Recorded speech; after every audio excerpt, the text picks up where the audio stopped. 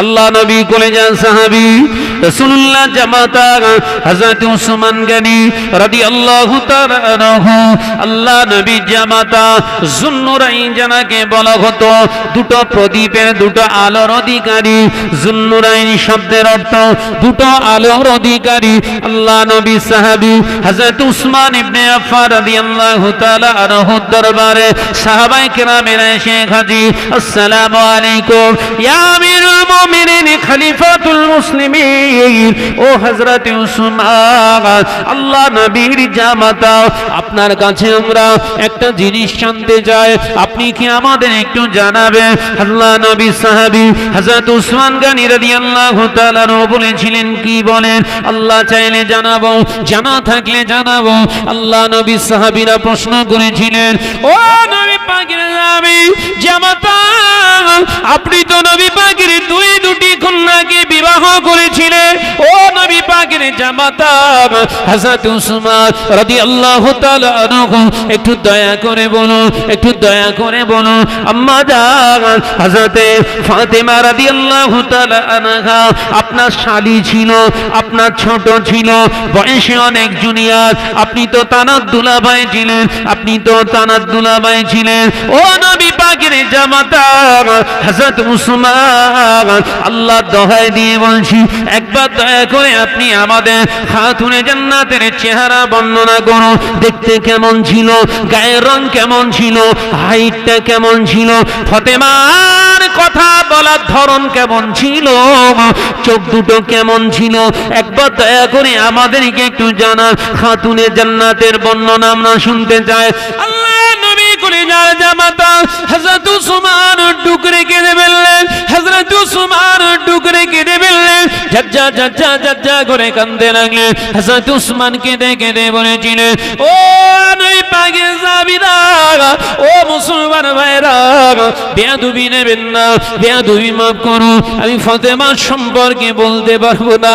ঝাজ্জা ঝাজ্জা করে কাঁদতে লাগলেন। আল্লাহ নবী সাহাবীরা অবাক হয়ে গেলেন, শালীর কথা বলতে গিয়ে দুলাভাই কেন রোনাজানি করে, শালীর কথা বলতে গিয়ে দুলাভাই কেন রোনাজানি করে? ও নবী পাকের সাহাবী, ও আমাদের আমিরুল মুমিনিন খলিফাতুল মুসলিমিন, আপনি দয়া করে একবার বলুন কেন রোনাজানি করলেন, কেন আপনি কান্নাকাটি করছেন? হযরত উসমানকে দেখে বলেছিল, ও নবী পাকের সাহাবীরা, ও মুসলমান ভাইরা, শুনে রেখে দিন, জেনে রেখে দিন, আল্লাহ নবীর দুটি কন্যাকে আল্লাহ পাক যেমন আমাকে বিবি বানিয়ে দিয়েছিলেন, আমি যেমন দুটি রাসূলুল্লাহর কন্যাকে আমি বিবাহ করেছি, এটা যেমন সত্য। খাতুনে জান্নাত হযরতে ফাতেমা রাদিয়াল্লাহু তাআলা আনহা আমার শালী ছিল, আমার বয়সে অনেক জুনিয়র ছিল, এটাও তেমন সত্য। আল্লাহর কসম খেয়ে বলি, নবীর দরবারে যখন জামাই হিসাবে যেতাম, নবী কোনদিন জামাই খাতিরে আদর যত্নে কোন জায়গায় তিনি কমি করতেন না। আল্লাহ নবী নিজে হাতে করে আমাকে খানা বানিয়ে দিতেন, আমাকে মেজবানদারি করতেন।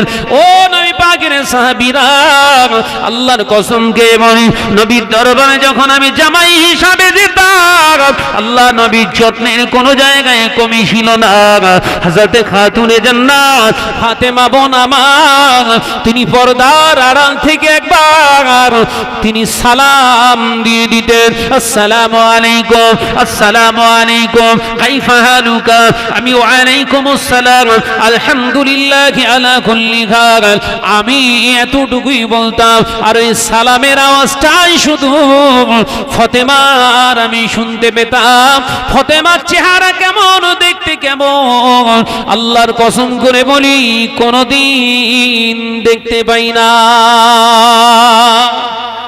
একবার জোরে হবে না?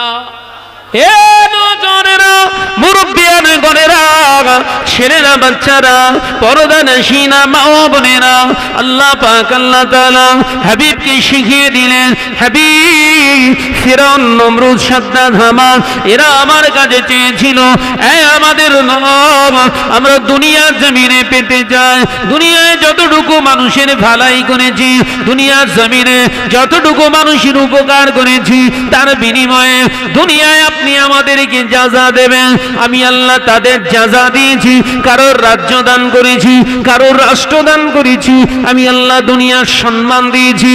আমার হাবিব, আপনার উম্মাতিরা যেন ওই ফিরআউন, নমরুদ, হামানের মতো দোয়া না চায়। আমি আল্লাহর কাছে যখন চাইবে, আমি আল্লাহর কাছে যখন দোয়া চাইবে, রব্বানা, আমাদের রব, আমাদের প্রভু, আতিনা, তোমার কাছে চাইছি ফিদ দুনিয়া হাসানা, আমি আল্লাহ পাক রব্বুল আলামিনের কাছে চাইছি, আমাদের রব, আপনি আমাকে দান করুন দুনিয়ার জমিনের ভালাই, দুনিয়ার জমিনের ভালাই আপনি আমাকে দান করুন, হাসানাতাও ফিল আখিরাতে হাসানা, এবং সাথে সাথে আল্লাহ পাক আমার আরেকটি জিন্দেগি আছে আখিরাত, ওই আখিরাতের জিন্দেগিতে আপনি ভালাই দান করুন, ওয়াকিনা আযাবান নার, সাথে সাথে আপনার আযাবের জাহান্নামা আগুন থেকে হেফাজত করুন।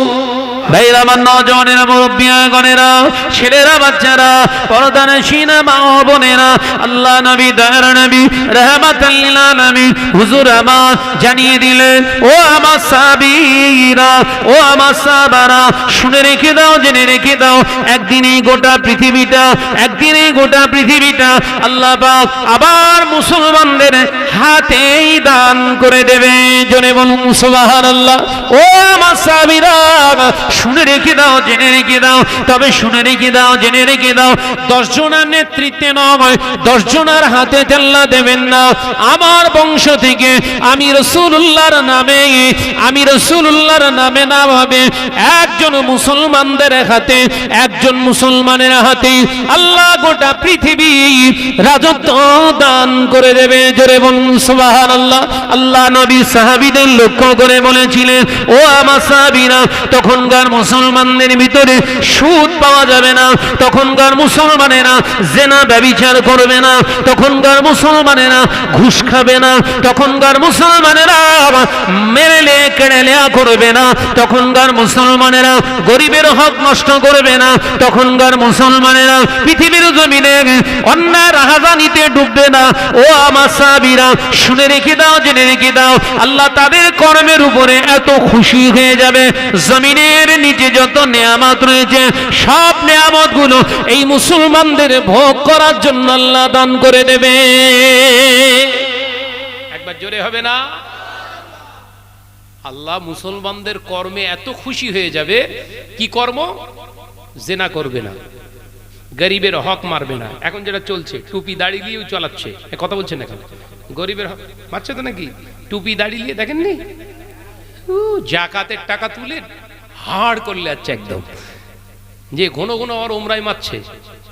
যে আমার নজনের যুবকেরা, ছেলেরা, বাচ্চারা, গরিবের হক নষ্ট করে হজ নয়, দুনিয়ায় যত সৎকর্ম আছে সব করুন, তবুও জাহান্নামায় যেতে হবে। বাবাজি আমার, যে কথা বলছিলাম, তাহলে অন্যায় রাহাজানি থাকবে না, অর্থাৎ জেনা থাকবে না, মেরে লেওয়া কেড়ে লেওয়া থাকবে না, সুদের গল্প থাকবে না, দুনিয়ার জমিনে আপনার পরকে হত্যা করা, পৃথিবীর জমিনে মিথ্যার আশ্রয় নেওয়া, এসব মুসলমানদের কৃষ্টি কালচার নয়, এগুলো থাকবে না। যখন মুসলমান এইভাবে নিশ্বাস একটা ঈমানের উপরে বহাল তবিয়াতে থাকবে, আল্লাহ পাক গোটা বিশ্বের দায়িত্ব চালানোর শক্তির দায়িত্ব আল্লাহ পাক মুসলমানদের হাতে আল্লাহ দিয়ে দেবে। একবার জোরে বলুন, একবার জোরে হবে না? নেতৃত্ব দেবে কজন? একজন, নাম হযরত ইমাম মাহদী আলাইহিস সালাম। একবার জোরে বলুন না। হায় হায় রে, সে কি মুসলমান! আমরা মুসলমান না স্টেজে উঠে টুপি দাড়ি নিয়ে জুব্বা নিয়ে বলছি আমরা সৈনিক হব। হ্যাঁ, কার? ইমাম মাহদীর সৈনিক হব। খোঁজ নিয়ে দেখি সুদের কারবার চালাচ্ছে, সুদের কারবার চালাচ্ছে, ও নাকি ইমাম মাহদীর সৈনিক হবে। নাউজুবিল্লাহ বলেন, হ্যাঁ জোরে বলেন নাউজুবিল্লাহ। শয়তানের সঙ্গী বলছি ইমাম মাহদীর সঙ্গী। অর্থাৎ চিন্তার পরিবর্তন করুন। যদি মনে করেন ইমাম মাহদী আলাইহিস সালামের সঙ্গী হব, তাহলে ক্লিন ক্লিয়ার জিন্দেগি বানান, যতক্ষণ কথা বলবেন সত্যের উপরে বলবেন, ওই কথা বলাটাও আল্লাহর দপ্তরে ইবাদত হিসাবে কবুল হবে। একবার জোরে বলুন, একবার জোরে হবে না? শুধু কোরআন তেলাওয়াত করলে নেকি হয় নয়, কোরআন তেলাওয়াত করলেও নেকি, হকের উপরে কথা বলাটাও নেকি। একবার জোরে বলুন। সাবধান থাকেন, আপনার মুখ থেকে শয়তান যখন মিথ্যা কথা বার করে নিচ্ছে, তাহলে জানবেন আপনার ইবাদতের ভিতরে সব ঘোঁক তৈরি হচ্ছে। কথা বুঝতে যাচ্ছে না? কি তৈরি হচ্ছে? ঘোঁক। ওই পট দেখেছেন তো, পানির পট, ওই পানির পটটা, ওই পানিগুলো ততক্ষণ ভালো থাকবে যতক্ষণ পটটা ভালো। কি ভালো? ওই পানির পটটা যতক্ষণ, ওই বোতলটা ভালো ততক্ষণ ওই পানিটা সুস্থ থাকবে, ভালো থাকবে। ওই পট যদি 2-4 জায়গায় ছিদ্র হয়ে যায়, পানি ভালো থাকবে? হ্যাঁ, বলে পানি থাকবে না তো ভালো? পানি থাকবে? পানি থাকবে না। অর্থাৎ আপনি নামাজ পড়ুন, রোজা করুন, হজ করুন, যাই করুন, নেক কাজ করুন, ইমানটা বহাল তবিয়াতে সত্যের উপরে প্রতিষ্ঠিত করে রাখুন। ইমান যদি সুস্থ থাকে তাহলে নামাজ, রোজা, হজ টিকবে। ইমান যদি অসুস্থ হয়ে যায়, দেখবেন আপনি 5 ওয়াক্ত নামাজি হয়েছেন, আপনার ঘরের বউটা বন্ধন গ্রুপ চালাচ্ছে। বলে ও বলিতা শোনে না, মানে ওর বউ ওকে বিয়ে করেছে, বিয়ে করিনি। কথা বুঝাচ্ছে না দেখি? বলে ও বলি, অসুবিধা হচ্ছে নাকি? হ্যাঁ, নিজে কানে শোনা। বলে ও ভাই জানো, বলে লাভ নেই, ও বলিতা শোনে না। তার মানে ওর বউ ওকে বিয়ে করেছে, ও বিয়ে করেনি।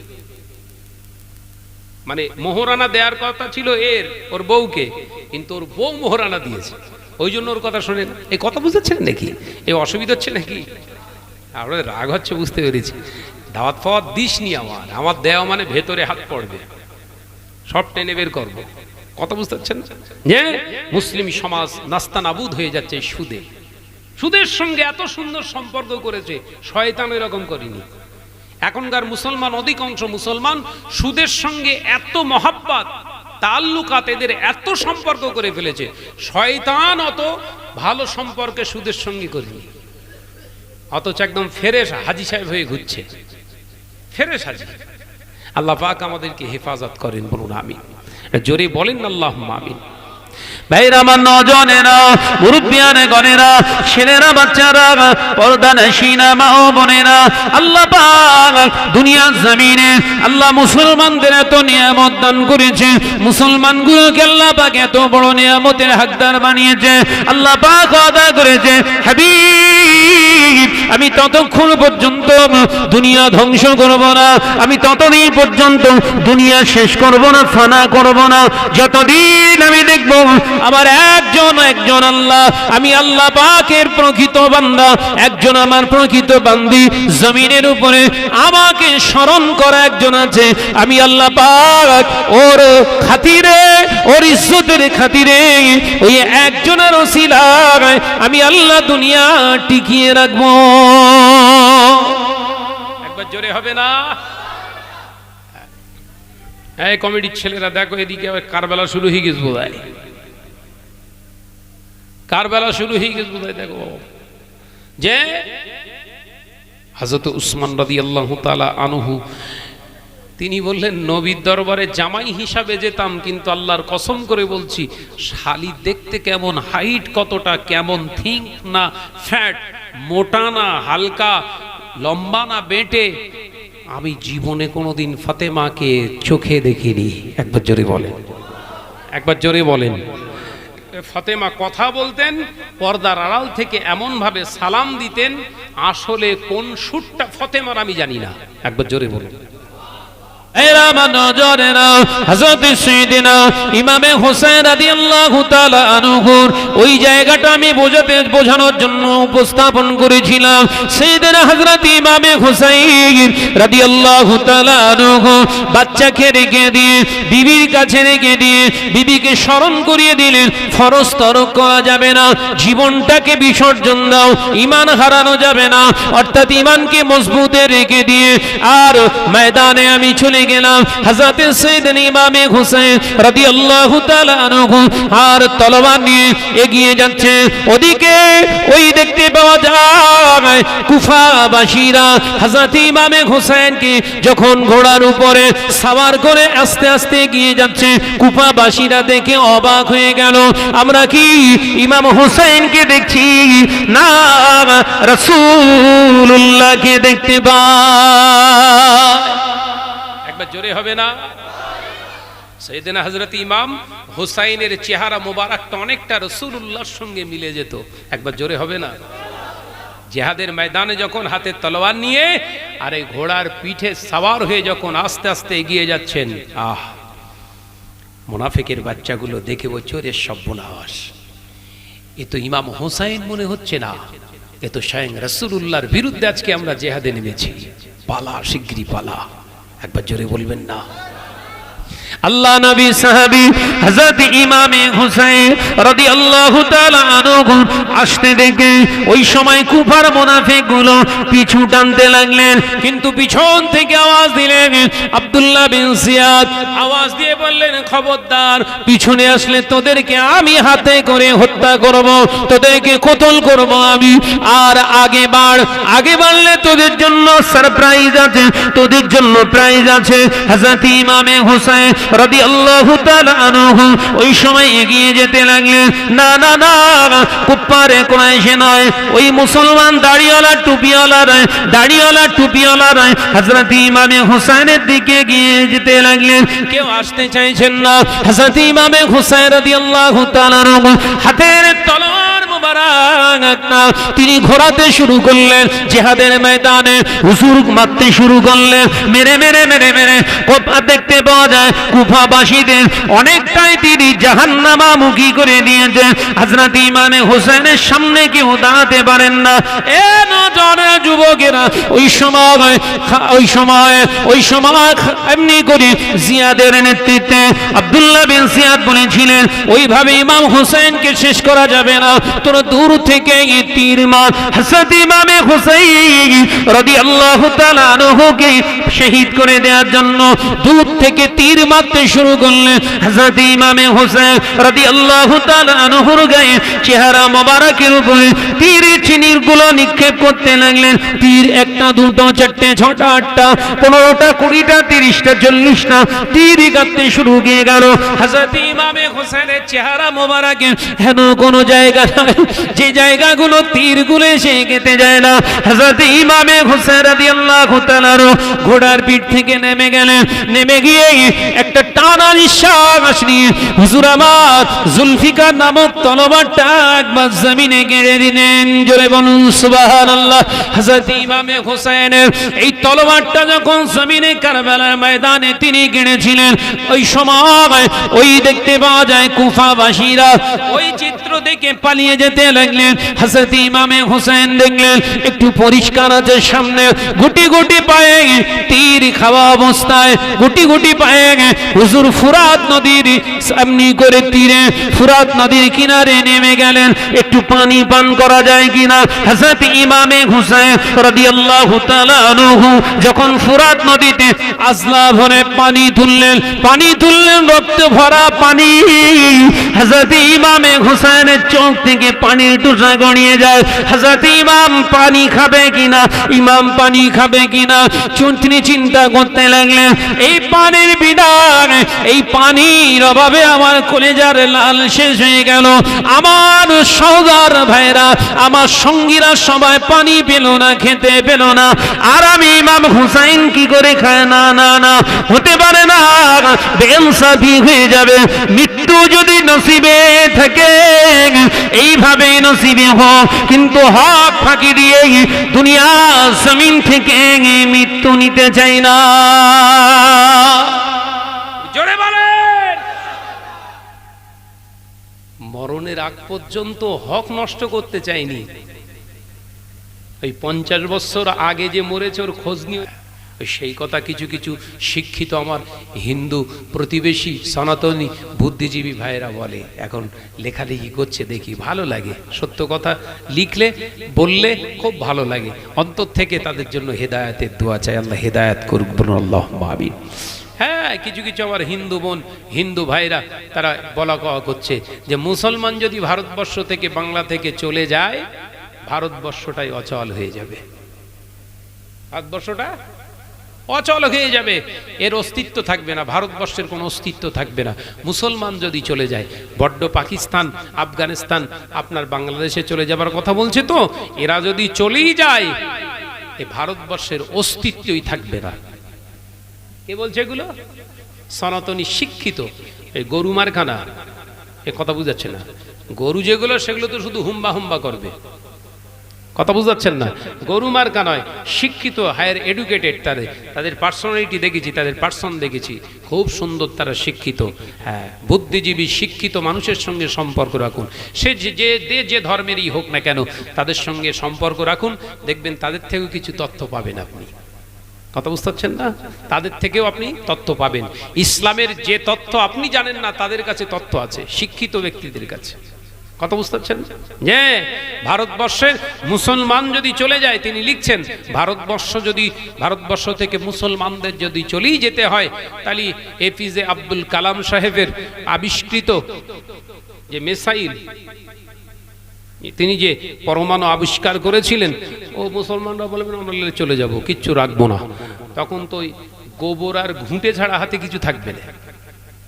কথা বুঝতে পারছেন না? গোবরের ঘুঁটে ছাড়া আর কিছু থাকবে না।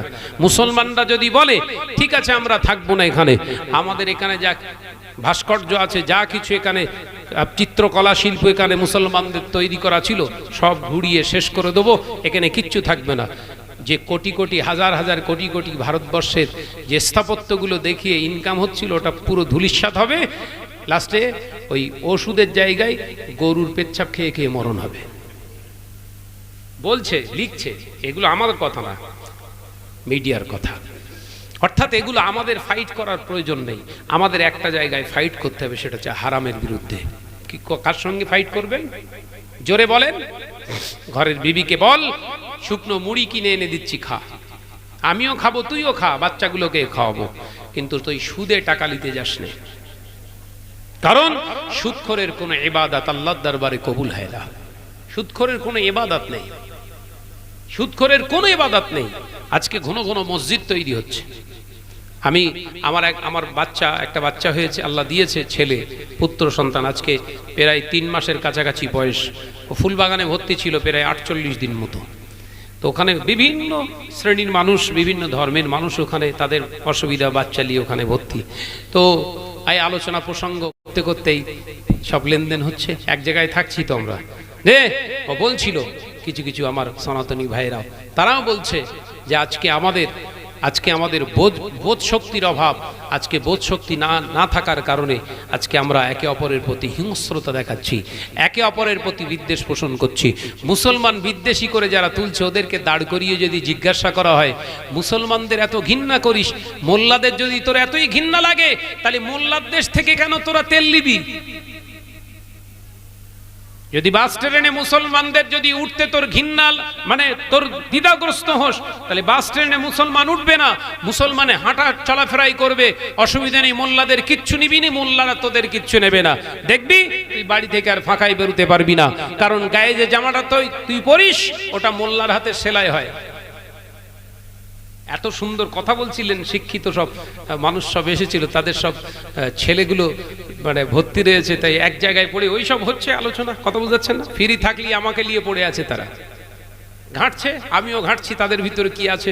তো দেখছিলাম, তুমি বলছে যে মোল্লা এতই ঘৃণা যদি হয়, মোল্লার যদি তোর এতই ঘৃণা হয়, মোল্লা করে তোর যদি নাক ছিটকুতেই অসুবিধা হয়, তোর বাস ট্রেনে যদি অসুবিধা, এক কাজ কর না, বলে দে কোনো মোল্লার ফ্যাক্টরি থেকে আমরা আর কোনো পার্টস কিনবো না, দেখবি তোর ওই গাড়ি আর জীবনে চলবে না।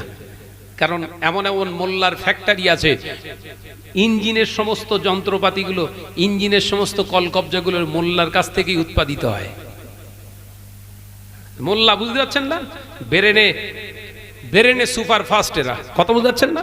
মোল্লা মানে বেরেনে সবার থেকে আগে দৌড়ায়, কিন্তু বেরেন আগে দৌড় করায়, কিন্তু এরা নিজেরা দৌড়ায় কম।